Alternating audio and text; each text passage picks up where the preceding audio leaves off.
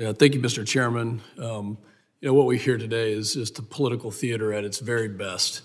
We're talking about the human tragedy, the human cost, the financial cost, the burden on farmers and ranchers, what you're seeing in Arizona, what we're seeing in New York City. Mr. Burley, you said about 65,000 illegal immigrants in New York City right now? Correct.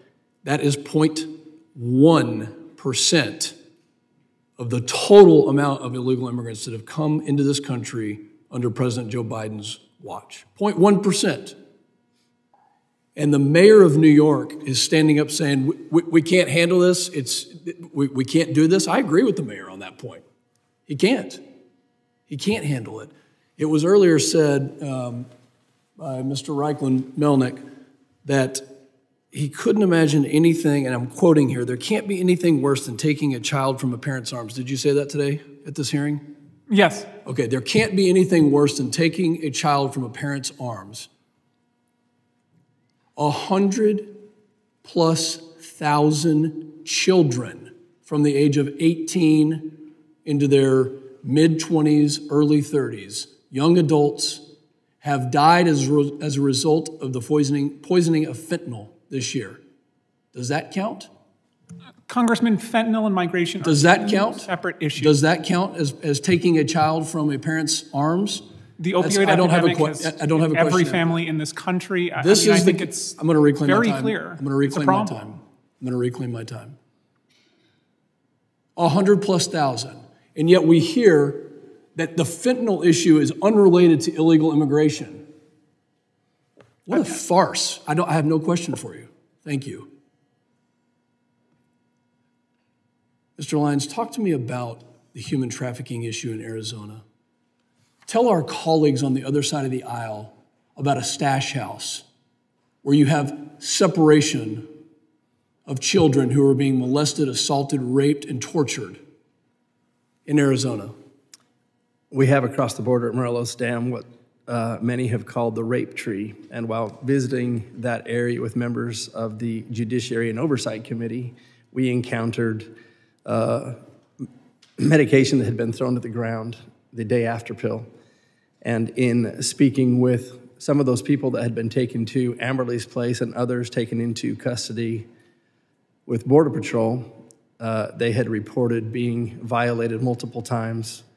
I spoke to a young man who had been sent back to Mexico multiple times, who was caring for his sister. His father died on the road, and he was prostituting himself in order to take care of his sister and her children. We have seen, and our Sheriff Leon Wilmot, who has testified before this committee previously, that 5,000 to 10,000 children are trafficked through Yuma. And this, in these numbers that we talk about, we don't even talk about those who are coming across the gotaways, those who are actually being smuggled across. That's right. And yet this doesn't count, does it? This doesn't count for taking a child from their parents' arms. If I may, Congressman, just speak to the fentanyl, Yuma and the border communities have a disproportionately high number of overdoses or poisonings. My wife, in visiting with one of her close friends at my home, called me 3 hours later. After her friend had left, she walked into her home and found her 18-year-old son suffering from a fentanyl overdose, and he died 2 days later. Our rate of fentanyl poisonings on the border is 19 times higher. And 90% of the precursors are coming from China into Mexico, crossing the border, and yet we have people testifying today that are saying that it's unrelated to the crisis that we face. This crisis has cost Texas $5 billion last year, $5 billion this year, $9 to $10 billion next year. I have the sheriff of Ector County, Odessa, Texas, texting me right now saying that in July, 1,041 prisoner days due to illegal immigration were taken up in the Ector County Sheriff's Prison. That was just in July. You amortize that across the entire year, it's almost $1 million just on illegal immigration. We have a crisis at our southern border. I invite, once again, my colleagues from the other side of the aisle to join us and go down there and figure this out.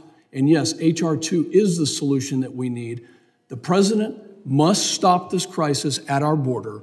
He must end the absolute abuse, rape, and torture of these kids that's going on as a result of the cartels owning the southern border. And I yield